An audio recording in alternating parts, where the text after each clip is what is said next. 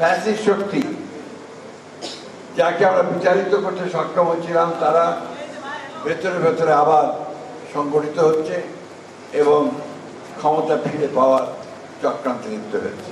আমরা একটা সুযোগ পেয়েছি নতুন করে বাংলাদেশে একটা গণতান্ত্রিক ব্যবস্থাকে প্রতিষ্ঠিত করবার, কিন্তু দুর্ভাগ্যজনকভাবে আমরা দেখছি যে যত দিন যাচ্ছে পরিস্থিতি যেন জটিল হয়ে উঠছে।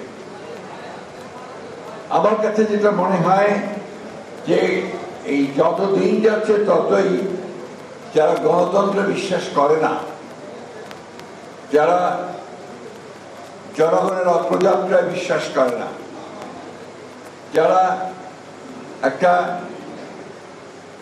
শোষণহীন সমাজ গড়ে ওঠার যে রাজনীতি সে রাজনীতি বিশ্বাস করে না, তারা আবার জোট পাকাচ্ছে। আমার কাছে মনে হয়েছে যে ফ্যাসিস্ট শক্তি যাকে আমরা বিচারিত করতে সক্ষম হচ্ছিলাম তারা ভেতরে ভেতরে আবার সংগঠিত হচ্ছে এবং ক্ষমতা ফিরে পাওয়ার চক্রান্তে লিপ্ত হয়েছে। আমরা হঠাৎ করে লক্ষ্য করে দেখছি যে মবক্রেসি, হত্যা, ছিনতাই, গুম ভয়ানকভাবে বেড়ে যাচ্ছে। এই বিষয়গুলো নিঃসন্দেহে সচেতন নাগরিক এবং রাজনৈতিক কর্মী হিসাবে আমাদেরকে অত্যন্ত উদ্বিগ্ন করে তুলছে। আমি পার্টিকুলারলি কোনো রাজনৈতিক দল বা কোনো ব্যক্তির সম্পর্কে কোনো কথা বলতে চাই না, বলিও না।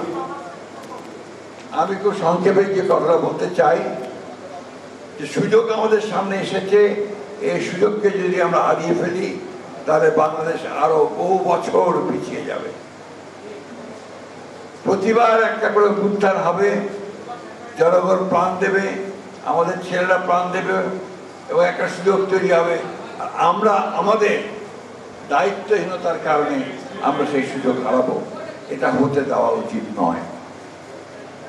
আমি এই সরকারের প্রতি আহ্বান জানাতে চাই যে আপনারা দয়া করে, বহুবার বলেছি আবারও বলছি, যে কাল বিলম্ব না করে যত দেরি করছেন ততই কিন্তু পরিস্থিতি আরো গোড়াতে হচ্ছে এবং সেই অভ্যুত্থানের বিরুদ্ধে যারা ছিল, বাংলাদেশের বিরুদ্ধে যারা রয়েছে, গণতন্ত্রের বিরুদ্ধে যারা রয়েছে, তারা আবার সংগঠিত হয়ে সেই গণতন্ত্রকে নস্যাৎ করবার জন্য কাজ শুরু করেছে।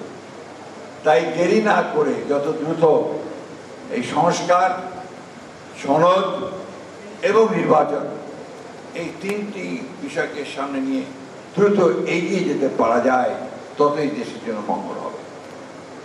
দায়িত্বটা নিঃসন্দেহে এই তত্ত্বাবধায়ক সরকারের, ইন্টারিম গভর্নমেন্টের।